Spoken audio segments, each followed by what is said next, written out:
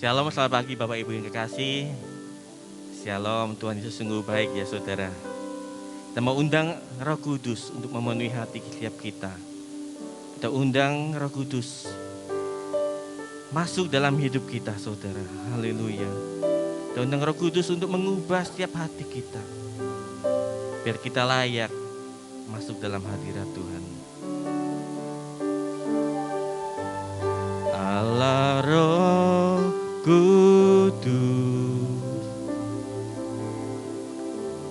penuhi kami.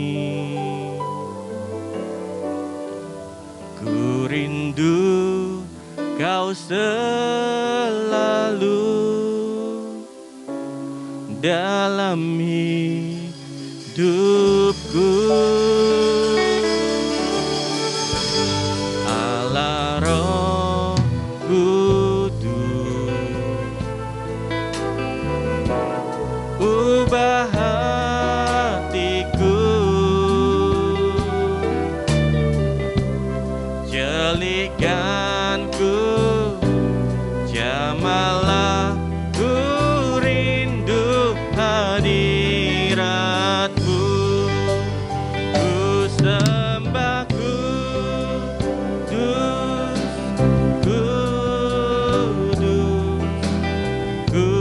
Kuduslah Tuhan, dan ku sanjung Kau mulia, mulia bagimu Tuhan.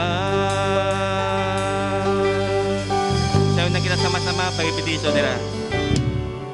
Kita mau katakan Allah Roh Kudus,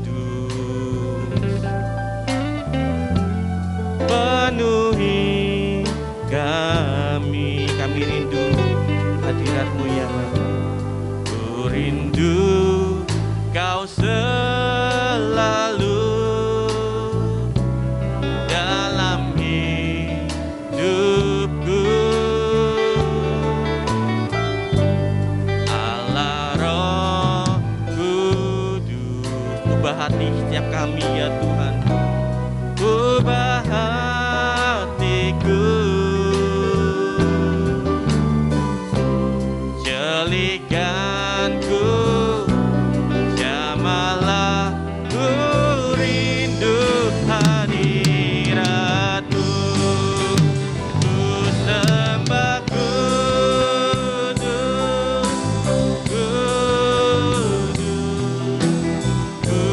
Kuduslah Tuhan, dan ku sanjung Kau mulia, mulia bagimu Tuhan. Ku sembah Kudus,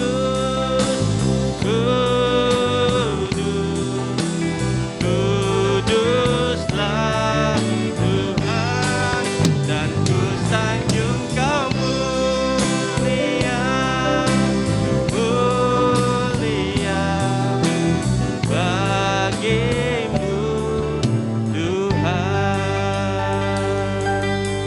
Haleluya. Allah Roh Kudus penuhi kami. Allah Roh Kudus, penuhi kami.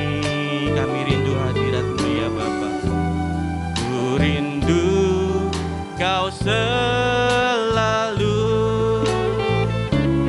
dalam hidupku.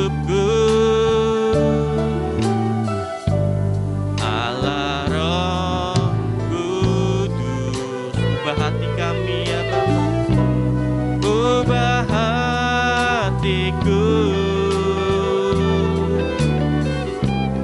jelikanku, jamalah ku rindu hadiratmu.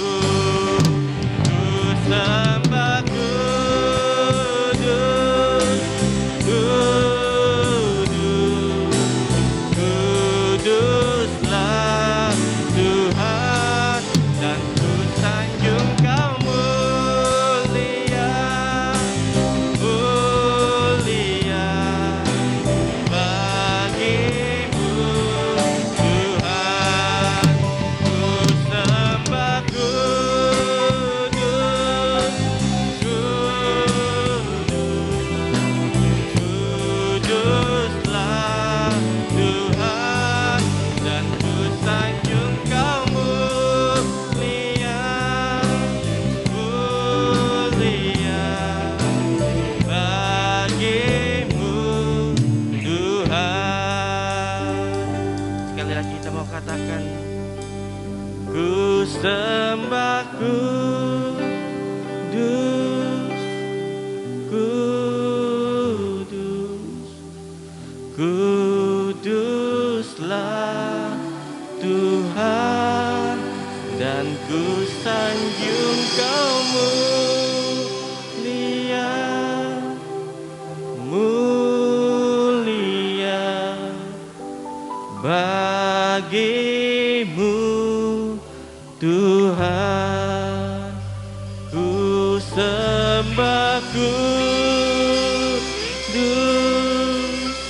kudus, kuduslah Tuhan, dan ku sanjung Kau mulia, mulia bagimu Tuhan. Ku sembah kudus,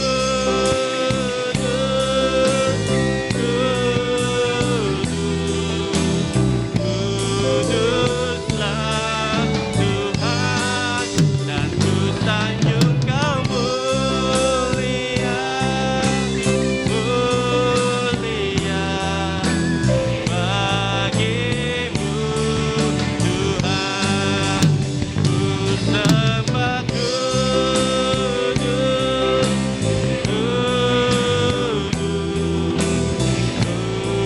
kuduslah Tuhan, dan ku sanjung Kau mulia, mulia bagimu Tuhan,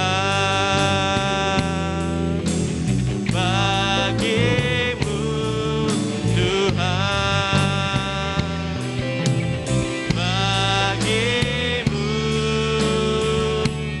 Tuhan. Haleluya.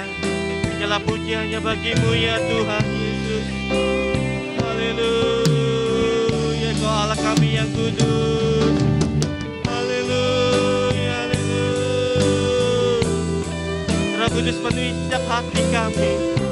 Roh Kudus mengubah hati kami ya Bapa. Haleluya, haleluya. Ubah hati kami Tuhan.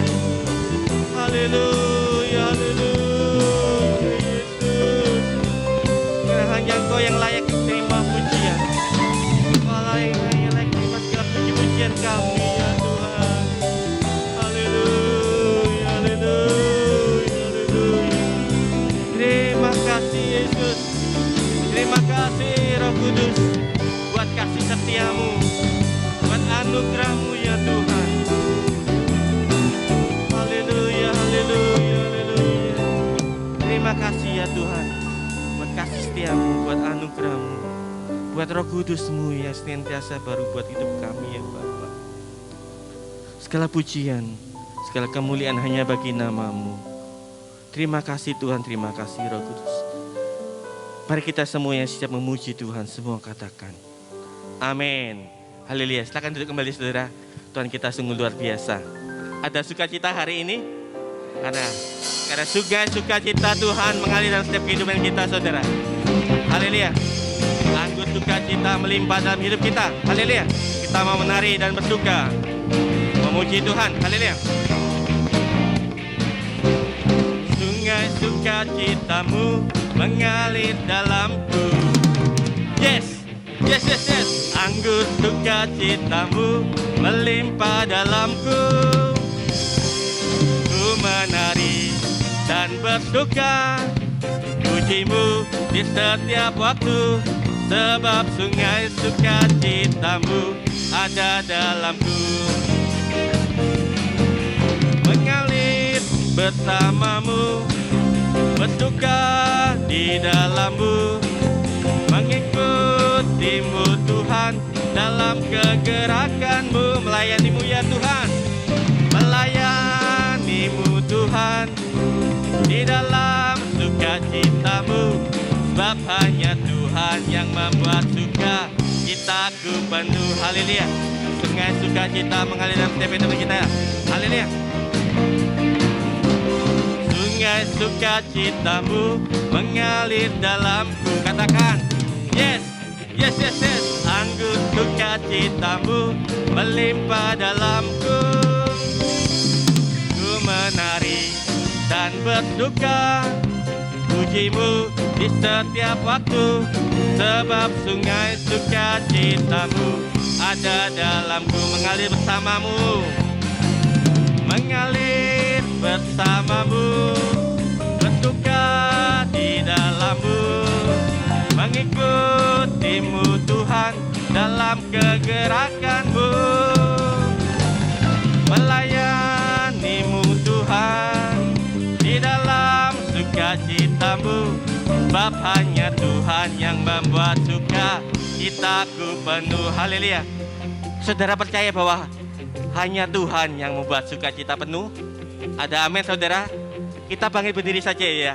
Kita lebih semangat memuji Tuhan. Kita mengatakan, sungai sukacitamu mengalir dalam setiap kehidupan kita. Haleluya. Boleh sambil gerakan, boleh memuji, boleh lompat-lompat. Terserah, saudara.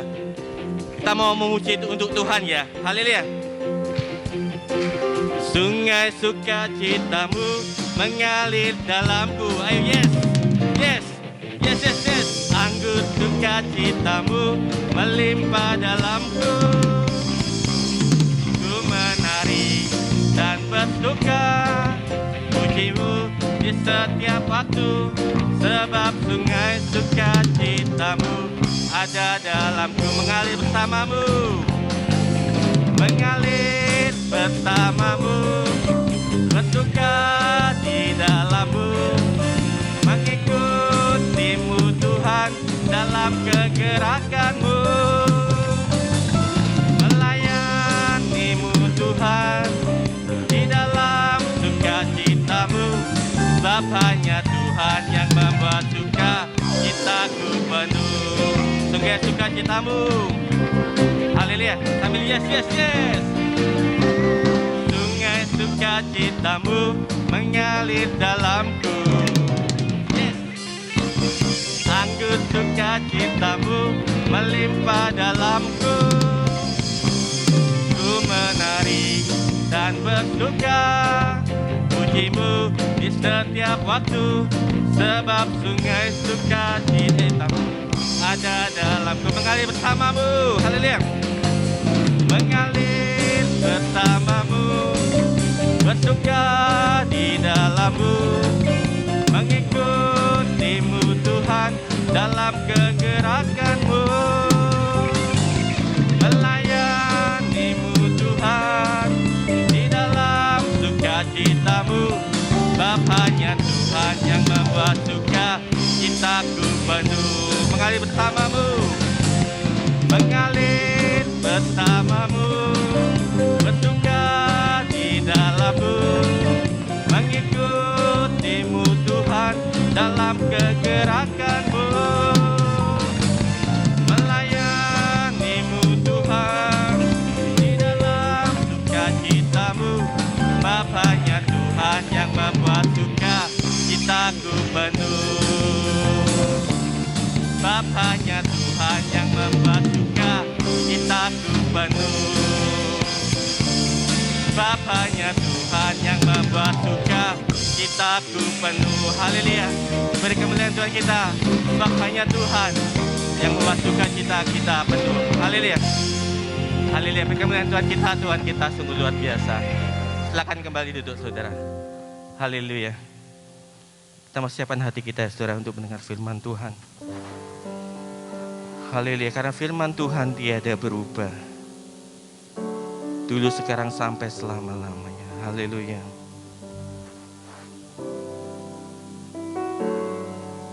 Ku siapkan hatiku Tuhan, tu dengar firman-Mu saat ini.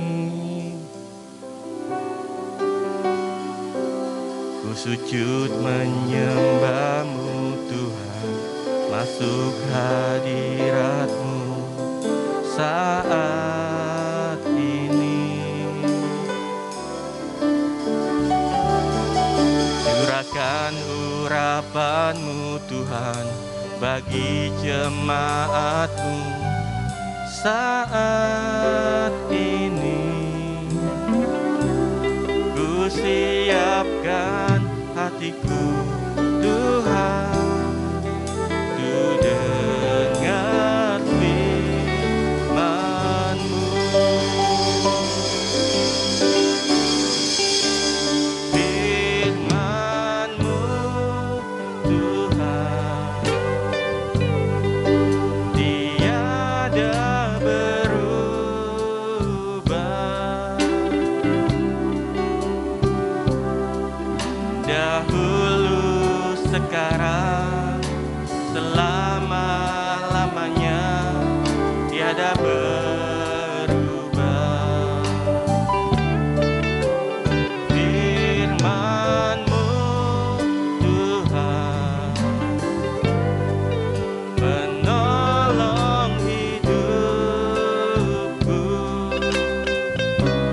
Ku siapkan hatiku Tuhan, ku dengar firman-Mu.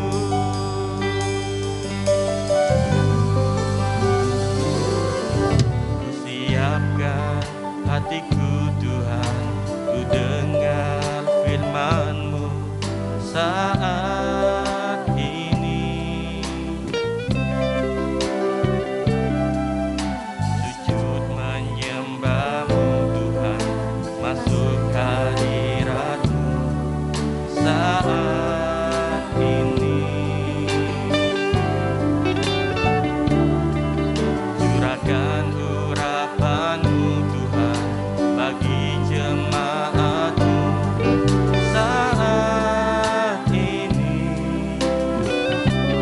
Ku siapkan hatiku Tuhan, ku dengar firman-Mu. Firman-Mu Tuhan tiada berubah. Firman-Mu Tuhan tiada berubah. Firman Tuhan yang adil ini Bapak Pendeta Nathan Patatungan, waktu dan tempat saya persilakan. Sekarang, selama-lamanya tiada berubah.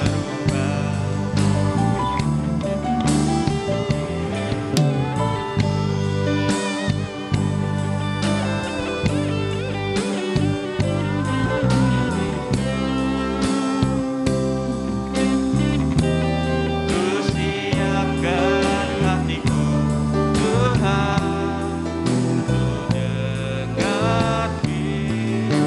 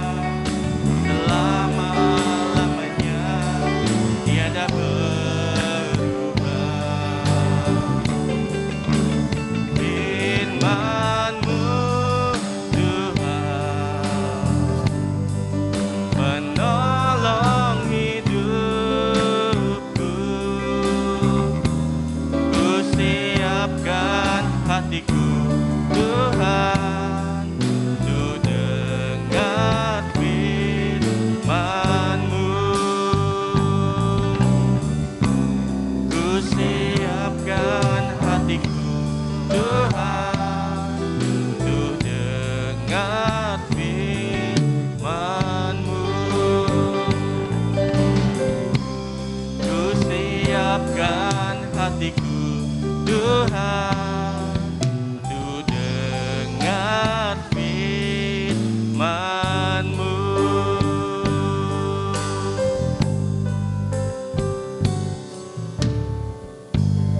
Kita berdoa. Kami mengucap syukur untuk kuasa Tuhan yang sudah menibakan kami di rumah-Mu yang kudus ini, Tuhan. Kami boleh sehat, menyembah Tuhan dan merasakan hadirat Tuhan. Kami percaya kuasa Tuhan yang sudah di tengah-tengah kami itu akan memampukan kami mengerti isi hati firman Allah. Dan kuasa-Mu juga akan memampukan kami untuk melakukan apa yang Tuhan firmankan. Terima kasih Bapa, kami buka hati, kami siap terima nasihat Tuhan dalam nama Yesus, haleluya, amin. Silakan duduk saudara. Shalom Bapak Ibu. Baik, kita akan belajar firman Tuhan. Buka bersama dengan saya Yohanes pasal 13 ayat 34 sampai 35. Yohanes pasal 13 ayat 34 sampai 35. Kita akan belajar, ada satu isi hati Tuhan di sini untuk kita perhatikan baik-baik. Yohanes pasal 13 ayat 34 sampai 35. Demikian firman Tuhan, saya bacakan. Aku memberikan perintah baru kepada kamu, yaitu supaya kamu saling mengasihi. Sama seperti aku telah mengasihi kamu, demikian pula kamu harus saling mengasihi. Dengan demikian semua orang akan tahu bahwa kamu adalah murid-muridku, yaitu jikalau kamu saling mengasihi. Saudara, firman Tuhan berkata bahwa sebagai murid-murid Kristus, tanda yang mutlak yang harus kita miliki adalah mengasihi. Yang setuju katakan amin. Nah, bentuk mengasihi itu banyak Bapak Ibu. Contoh, kita bisa memberikan nasihat mungkin kepada teman kita yang lagi stres, yang mungkin dia buntu menghadapi masalah, kita kasih jalan keluar, nasihat, masukan, ide. Atau mungkin kita bisa bantu dalam hal materi. Kita mungkin punya uang dikit, kita bisa bantu teman kita yang lagi kekurangan. Atau mungkin juga bentuknya adalah tenaga. Mungkin teman kita lagi pindah-pindah rumah, pindah kos, kita bantu ngusung-ngusung barangnya. Itu bentuk mengasihi. Banyak cara saudara. Nah, hari ini saudara, kita akan belajar salah satu bentuk mengasihi adalah mengampuni. Saudara, kalau kita kasih nasihat itu gampang. Kasih uang itu gampang. Apalagi bantu-bantu ngangkat itu gampang. Tapi memberikan hati untuk mengampuni orang yang menyakiti kita, itu tidak gampang. Saya banyak nangani kasus-kasus jemaat Bapak Ibu yang kepahitan-kepahitan, ujungnya apa? Hancur hidupnya, hancur. Tapi anehnya masih disimpan juga itu kepahitan, masih. Saya di bagian konseling pelepasan Bapak Ibu, saya banyak nangani hal-hal yang aneh-aneh. Ada yang sulit mati, ya. Ada yang mati sampai mau nunggu mati pun sampai 2 tahun, ya. Masih disimpan kepahitannya. Ada lagi yang sampai 5 tahun. Yang kasihan adalah keluarga yang nunggu Bapak Ibu karena uang tuh habis semua ke sana, habis. Tapi anehnya masih disimpan juga kepahitan. Padahal saudara tahu, setelah kita layani, ngampuni, besok meninggal, selesai. Tapi berapa miliar habis uang mereka itu. Saudara, Alkitab katakan, Tuhan katakan, kamu harus saling mengasihi karena kita adalah murid Tuhan. Yang setuju katakan amin. Nah, hari ini kita akan belajar tentang pengampunan. Karena ini pengajaran, kita akan masuk bagian demi bagian supaya pemahaman kita bisa tertata dengan baik. Kita masuk yang pertama. Apa yang membuat kita sulit mengampuni? Apa yang membuat kita sulit mengampuni? Saya temukan ada 3 sebab kenapa kita sulit mengampuni. Yang pertama, saat kita mengampuni belum tentu menghapus memori. Saat kita mengampuni belum tentu menghapus memori.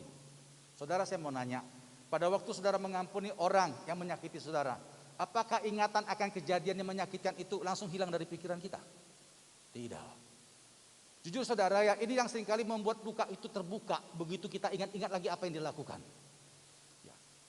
Saya pernah nangani satu jemaat Bapak Ibu ya, seorang bapak yang tidak mau lagi ke gereja karena sering ditanya sama gembalanya. Kebetulan gembalanya sudah tahu kasusnya bapak ini, ada perseteruan antara dia dengan jemaat yang lain. Lalu pendeta nanya, Bapak sudah ngampuni belum? Saya sudah ngampuni Pak. Sudah melupakan belum?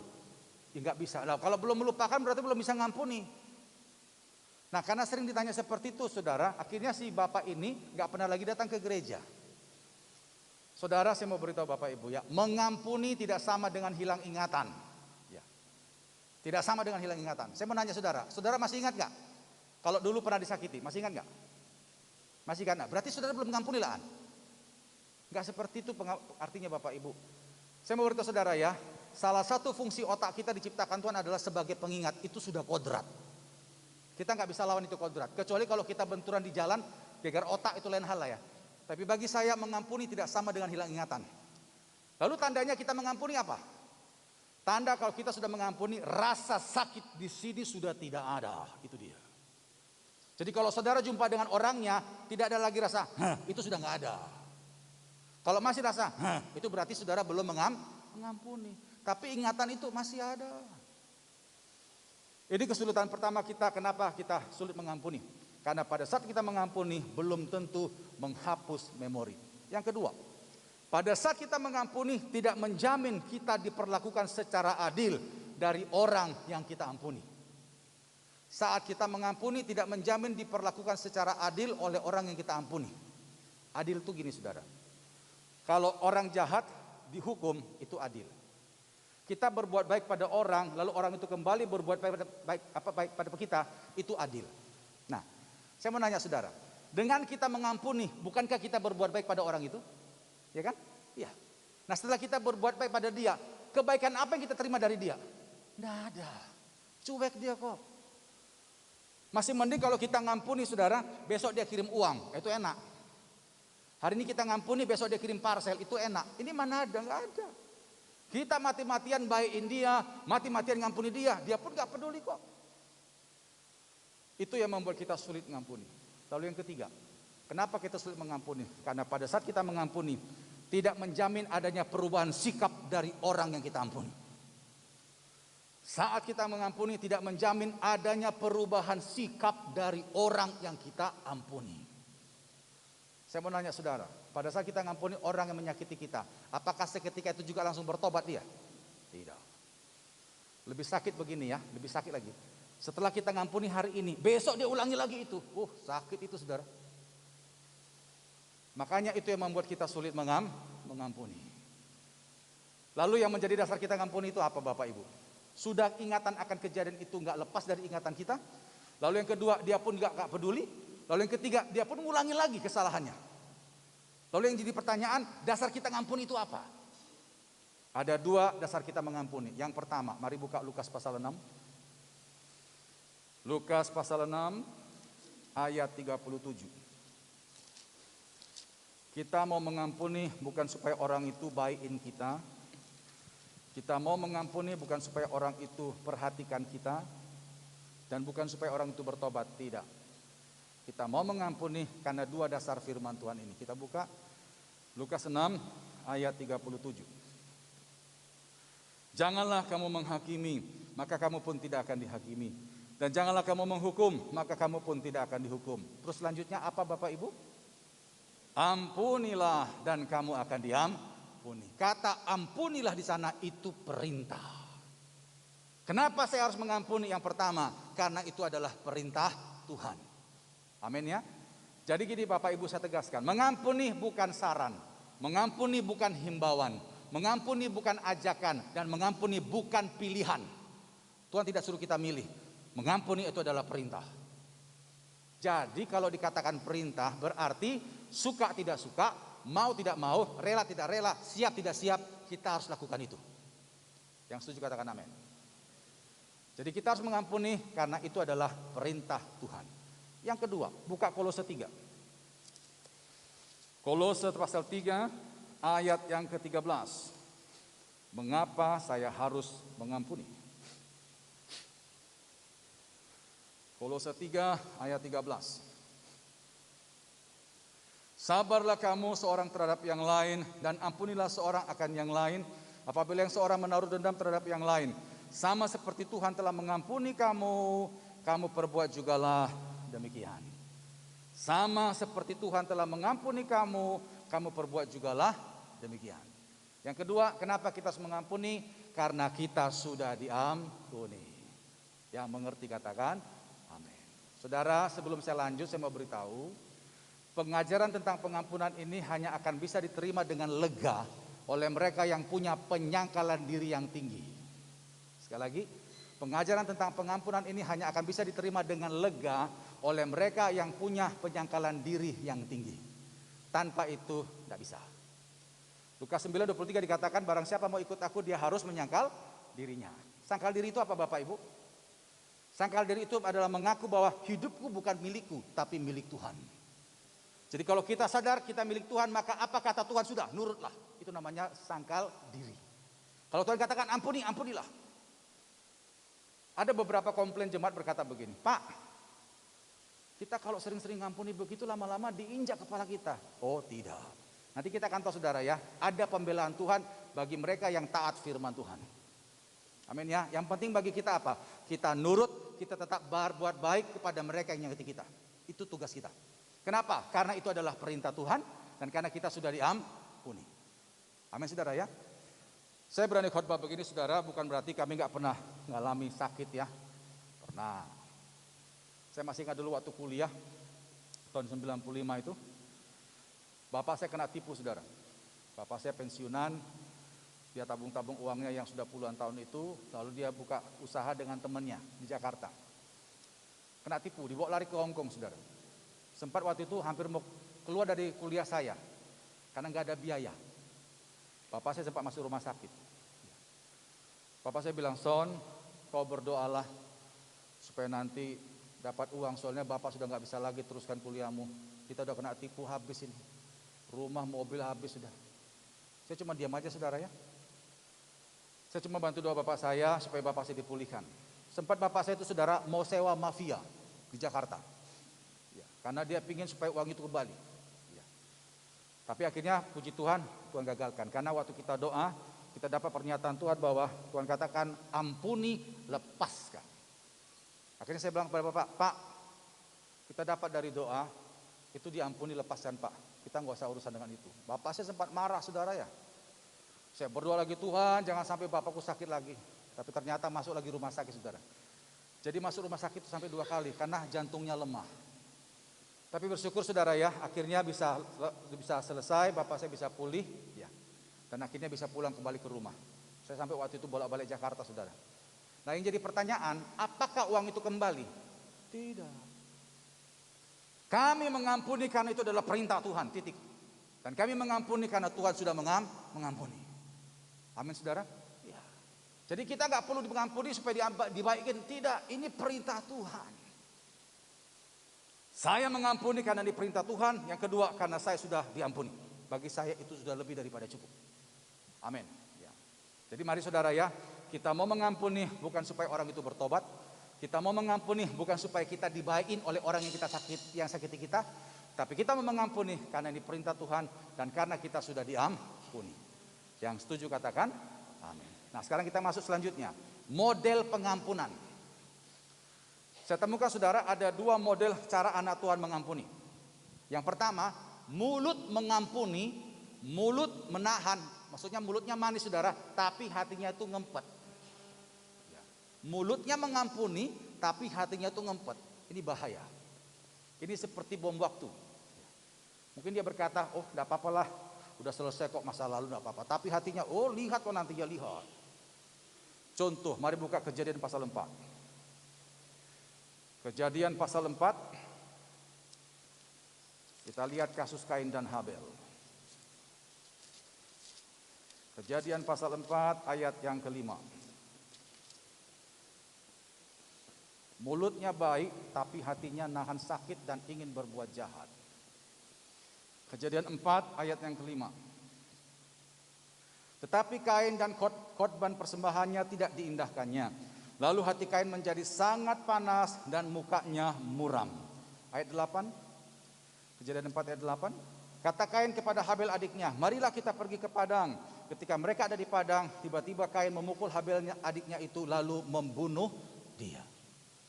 Kita tahu bersama Bapak ya bahwa Kain ini cemburu, hatinya sakit karena persembahannya tidak diterima oleh Tuhan. Lalu akhirnya dia sakit hati melihat Habel. Lalu kita katakan dia bawa Habel adiknya itu ke ladang. Saudara ingat ya, dulu itu belum ada taksi ya, belum ada Gojek. Jadi mereka dari rumah ke ladang itu jalan kaki. Katakanlah dari rumah ke ladang waktunya itu 1 jam. Bayangkan saudara ya, selama 1 jam Kain bisa ngobrol enak sama adiknya loh. Bisa ngobrol enak. Enak. Tapi hatinya, lihat kok nanti ya, lihat. Banyak anak Tuhan seperti ini. Mulutnya manis tapi hatinya, oh lihat kok nanti lihat. Dan begitu sudah sampai di tempat yang direncanakan, langsung kain tikam adiknya. Seperti itu. Saudara, hendaklah ini dijauhkan daripada kita. Amin Bapak Ibu ya. Ya. Saya pernah ngisi kebaktian saudara ya di daerah Juanda sana. Persekutuan doa ini sebelum pandemi. Saya tidak tahu di situ ada 2 orang ibu-ibu yang musuh bebuyutan. Udah saling ini, dongkol. Tapi mereka waktu penyembahan paling bagus saudara. Nah, saya waktu menyembahkan saudara, mereka menyembah, saya bilang, wih bagus penyembahannya ya. Nah, betulan duduknya jejer saudara, duduk di bukan lesehan. Nah pas doa berkat, saya katakan mari Bapak Ibu kita bangkit berdiri, saya katakan begitu ya. Terus mereka berdiri, nah waktu terima berkat kan buka tangan begini saudara ya. Nah kemungkinan senggolan saudara tangannya. Langsung jambah-jambahan di situ saudara. Jambah-jambah situ terus lempar-lempar air. Maaf saudara sambil meso-mesoan. Bayangkan saya masih di situ loh saudara. Saya heran, tadi bisa menyembah bahasa roh, sekarang kok jadi setan gitu ya? Nggak ngerti saya. Itulah orang yang mulutnya bagus tapi hatinya, boh lihat kok nanti, lihat. Itu bahaya saudara.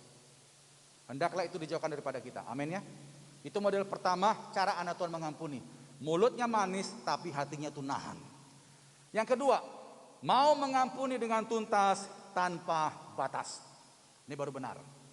Mengampuni dengan tuntas tanpa batas. Mari buka di dalam Matius 18. Matius 18 ayat 21 sampai 22.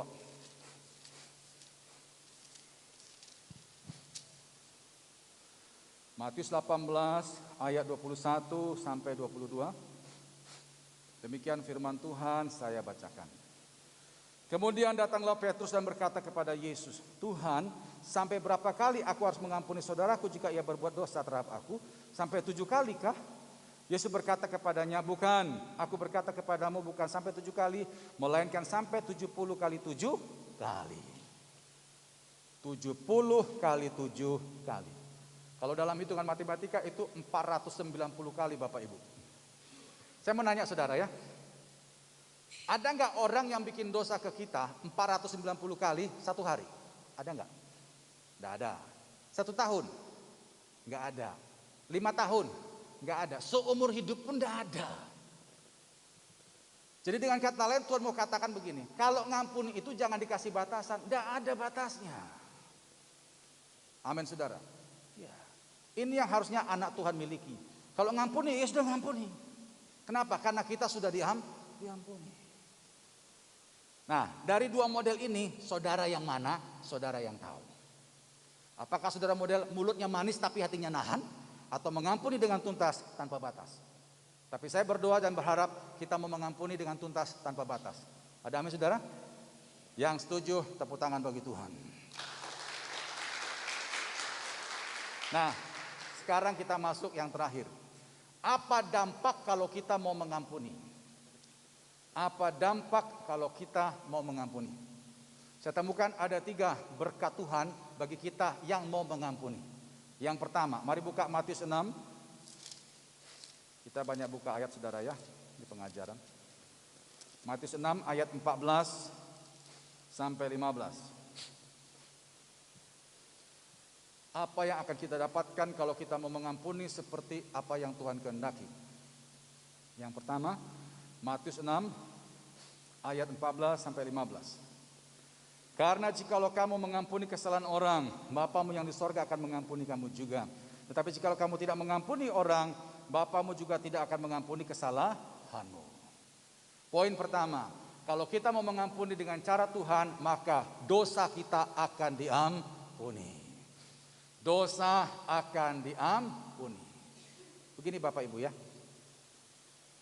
Pemahaman tentang dosa, penilaian kita akan dosa pada zaman sekarang itu cenderung rendah. Orang menyepelekan tentang dosa. Apa itu dosa?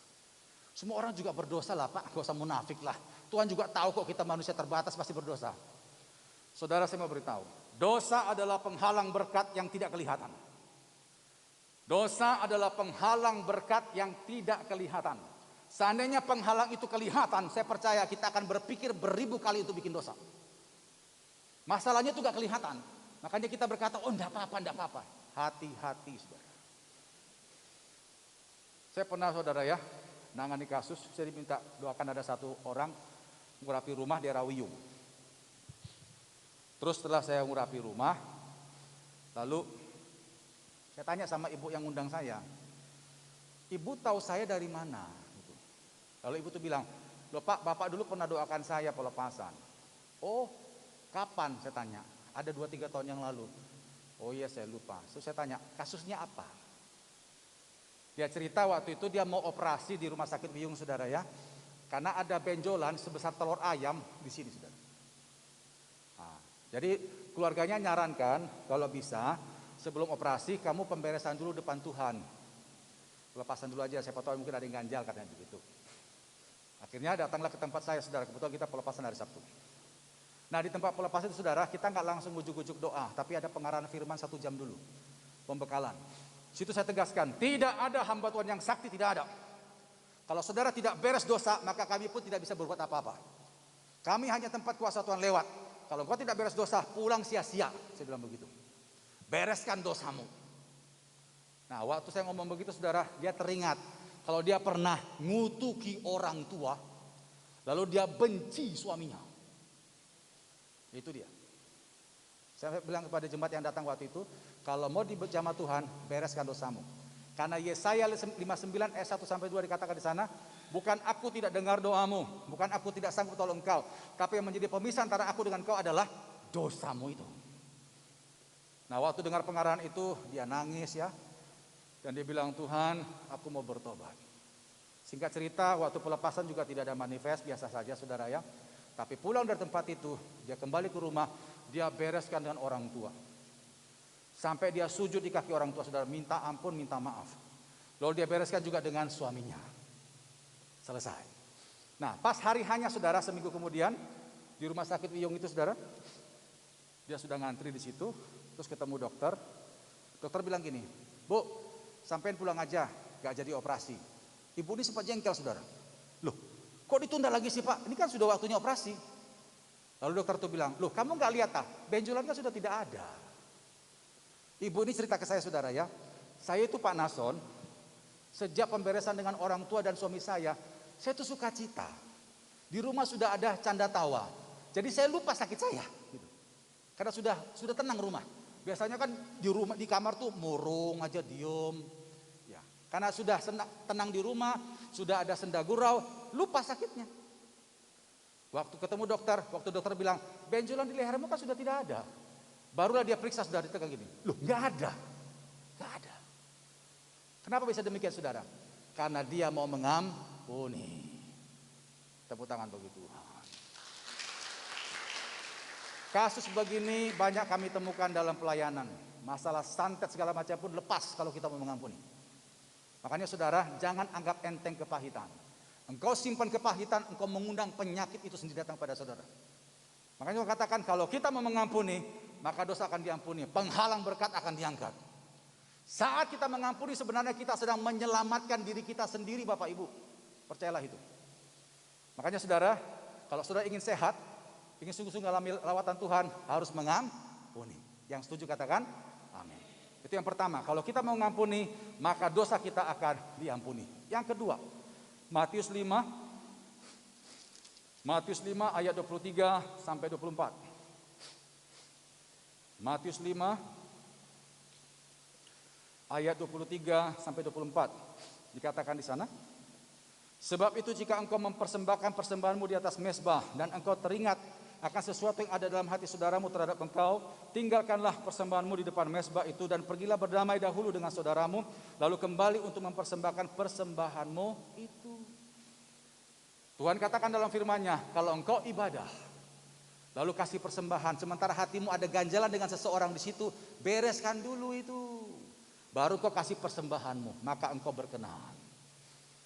Poin yang kedua, kalau kita mau mengampuni, supaya hidup kita, ibadah kita berkenan di hadapan Tuhan. Agar ibadah kita, persembahan kita, semua aktivitas pelayanan kita berkenan di hadapan Tuhan.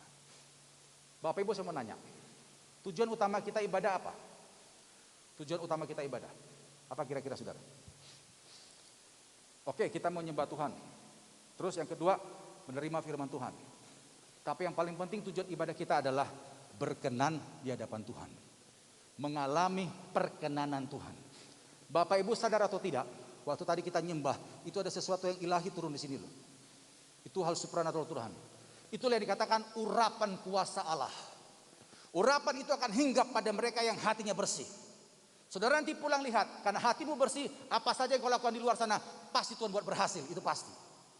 Tapi kalau saudara masih simpan hati yang busuk itu, engkau keluar masuk gereja, gak ada gunanya, gak ada. Nanti bisa baca Matius 5 ayat 8. Berbahagialah mereka yang suci hatinya, karena mereka akan melihat Allah. Hati saudara adalah tempat tahta Tuhan, Bapak Ibu ya. Jadi jangan sampai itu kotor. Kalau ini kotor, ibadahmu tidak berkenan. Pelayananmu tidak akan berkenan, percayalah itu. Untuk apa kita hidup kalau tidak ada penyertaan Tuhan? Tidak ada. Makanya saudara, mengampunilah. Kalau kita mau mengampuni seperti yang Tuhan kehendaki, maka ibadah dan persembahan kita berkenan di hadapan Tuhan. Yang setuju katakan amin. Yang ketiga, yang terakhir, ini yang saya bilang tadi.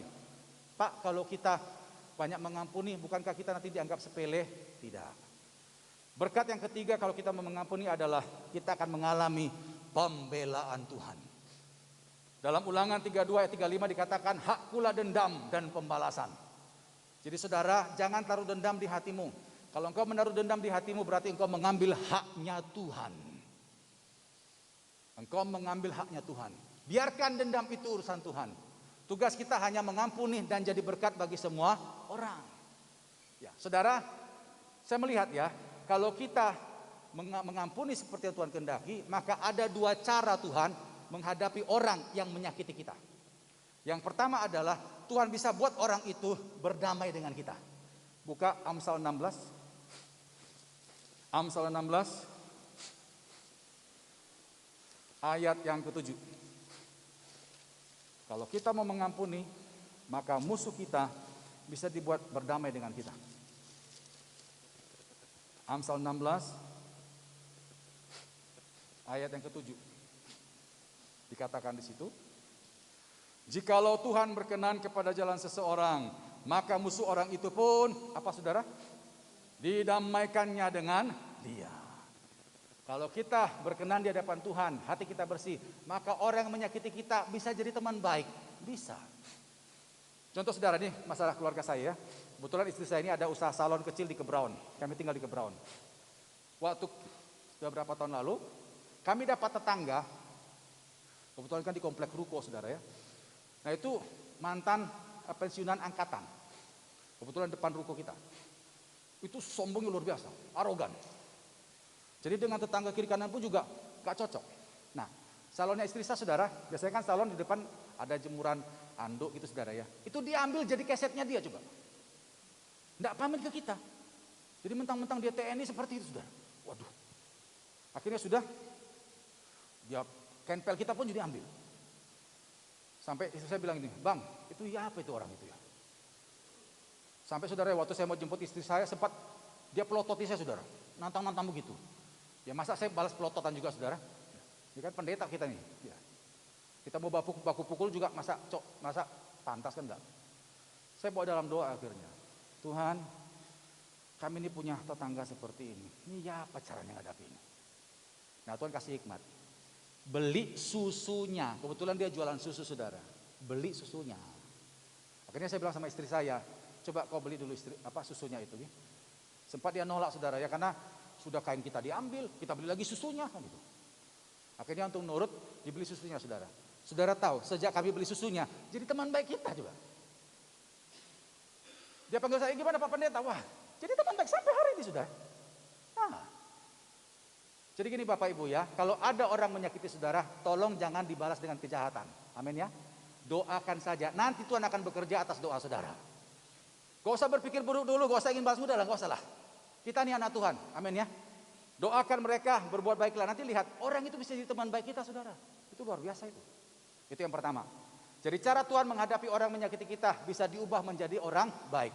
Atau yang kedua, hancur saudara, hancur. Buka Keluaran 22. Keluaran 23. Ini biasanya akan terjadi kepada mereka yang kita sudah baiin, tapi tetap berbuat jahat, Tuhan akan berurusan dengan orang itu. Keluaran 23 ayat 20 sampai ayat 22.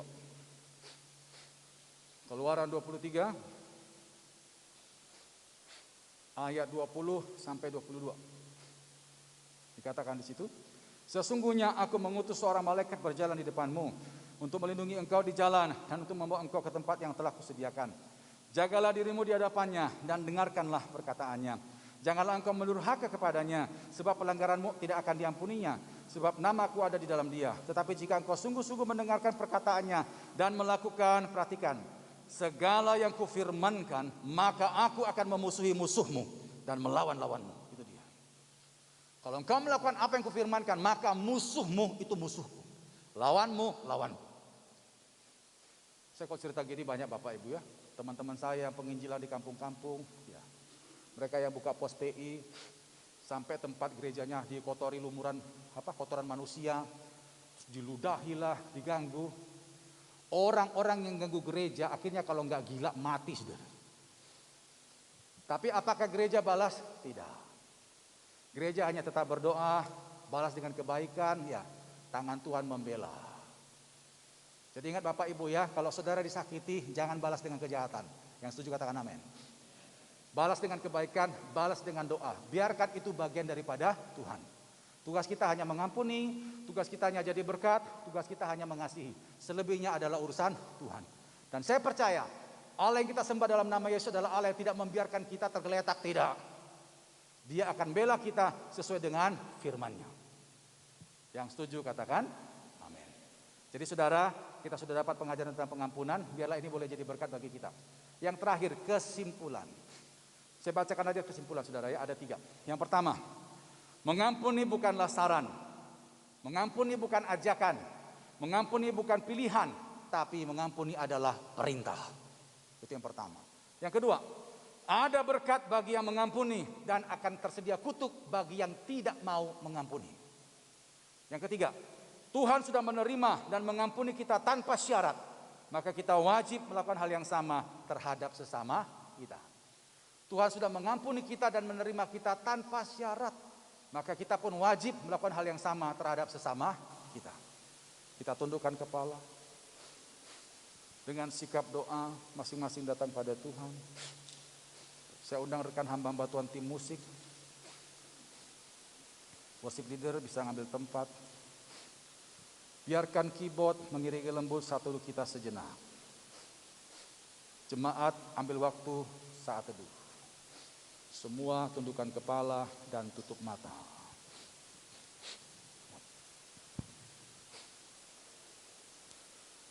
Pada waktu saudara tundukkan kepala dan tutup mata, di situ hanya engkau dan Tuhan yang ada.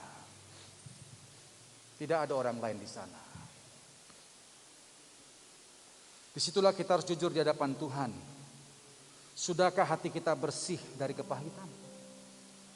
Tatkala engkau mendengarkan pengajaran pada pagi hari ini dan Tuhan mengingatkan engkau pada seseorang yang masih mengganjal di hatimu, ampunilah dia. Ampuni dia Bapak Ibu, supaya ibadahmu berkenan di hadapan Tuhan, supaya kuasa Tuhan lebih leluasa bekerja dalam hidupmu. Ingat saudara, Tuhan tidak bisa bekerja di luar firman-Nya, tidak bisa. Dia menuntut hati kita harus kudus, suci. Barulah kuasa Allah akan bekerja. Tidak ada gunanya engkau simpan sakit hati itu. Tidak ada. Itu justru merugikan saudara. Berkat Tuhan yang sebenarnya sudah tersedia bagi engkau tertunda terus. Mau sampai kapan seperti itu?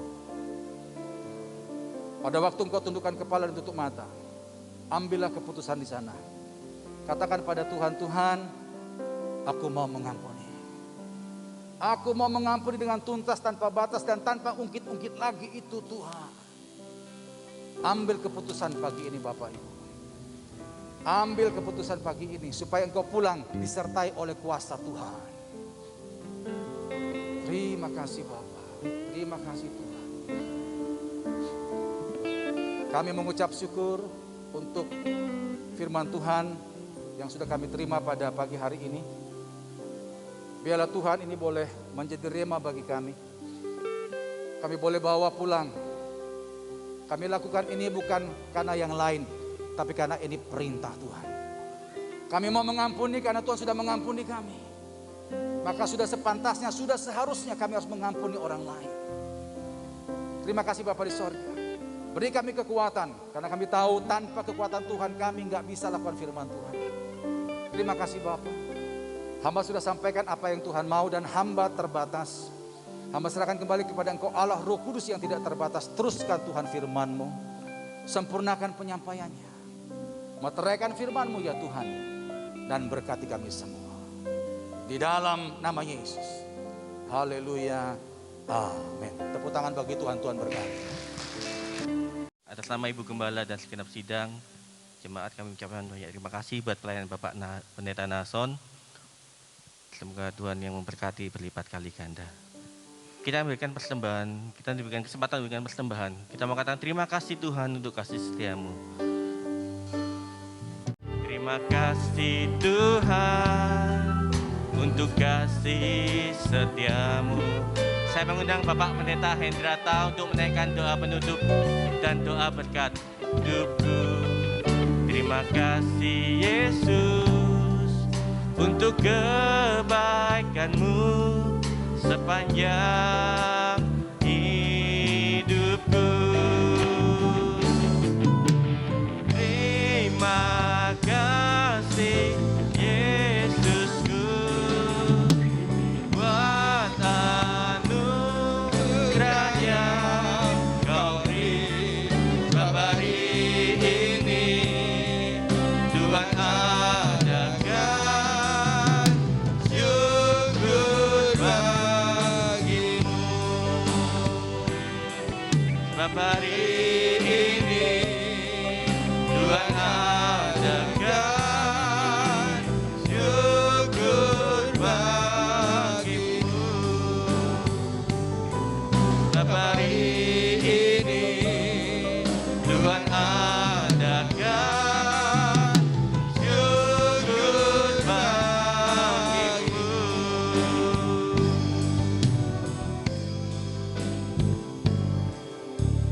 Haleluya, haleluya, haleluya. Segala puji, hormat, dan syukur Bapa hanya bagi kemuliaan nama-Mu. Terima kasih Tuhan atas hari yang cerah, hari yang indah, atas kesehatan dan kekuatan yang Tuhan berikan di dalam kehidupan kami. Sehingga kami semua jemaat-Mu Tuhan pada pagi hari ini dapat bersama-sama beribadah. Terima kasih Tuhan atas pimpinan-Mu di dalam acara ibadah pada pagi hari ini Tuhan. Atas kuat kuasa Roh Kudus-Mu yang telah memimpin, membimbing acara ibadah. Mulai dari awal sampai selesainya. Berkati worship, singer, pemusik, pembicara. Teristimewa kami semua sidang jemaat-Mu Tuhan. Untuk terus kami, senyampang perpanjangan usia yang Tuhan berikan di dalam kehidupan kami. Kami terus beribadah kepada-Mu. Terima kasih Tuhan atas kebenaran firman-Mu yang Tuhan ajarkan di dalam kehidupan kami Tuhan. Sebuah kata-kata yang mudah diucapkan, mengampuni, tetapi sulit untuk terus konsisten kami lakukan Tuhan. Ampuni segala kekurangan, kelemahan kami Tuhan. Tambahkan terus iman dan Roh Kudus di dalam perjalanan kehidupan kami terus Tuhan.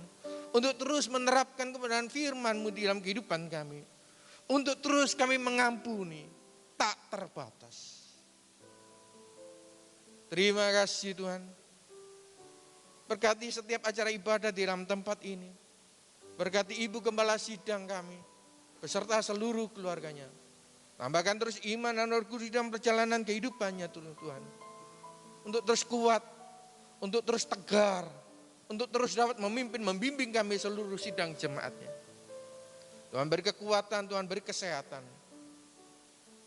Untuk terus dapat bersyukur kepada-Mu di dalam perpanjangan usia. Berkati negara dan bangsa kami Tuhan, agar selalu dalam keadaan aman, tentram, dan damai. Agar cita-cita masyarakat Indonesia adil dan makmur dapat tercapai. Dan kami yakin Tuhan, Kalau Tuhan sudah membimbing negara kami, Tuhan akan memberi seorang pemimpin yang baik untuk masa yang akan datang. Terima kasih Bapak. Sebentar kami akan pulang Tuhan, ratakan jalan yang kami lalui itu, bungkus kami Tuhan dengan kuasa-Mu yang ajaib. Dengan kendaraan apapun yang kami tumpangi Tuhan, kami mohon para malaikat-Mu Tuhan, bersama-sama kami di sepanjang perjalanan kami menuju rumah kami masing-masing atau ke setiap tujuan kami berikutnya. Sidang jemaat yang dikasihi Tuhan, apa yang menjadi masalah kita pada pagi hari ini? Apa yang menjadi kekalutan di dalam problema kehidupan kita pada pagi hari ini? Apa yang menjadi sakit penyakit yang kita derita sampai pada pagi hari ini? Mari kita bersama-sama angkat tangan kanan kita di atas kepala. Dan letakkan tangan kiri kita di dada. Belajar untuk mengampuni untuk setiap proses yang telah terjadi. Untuk setiap perjalanan kehidupan kami yang tidak benar di hadapan-Mu. Belajar untuk terus kita mengampuni. Sidang jemaat yang dikasihi Tuhan, terimalah berkat daripada Allah Bapa, cinta kasih dan kasih sayang daripada Tuhan kita Kristus Yesus, dan dengan persekutuan Roh Kudus yang senantiasa menyertai kehidupan kita, mulai pagi hari ini sampai selama-lamanya. Dalam nama Bapa, Putra, dan Roh Kudus, dalam nama Tuhan Yesus Kristus. Semua yang telah diberkati Tuhan sama-sama katakan, amin. Selamat pagi, Tuhan memberkati.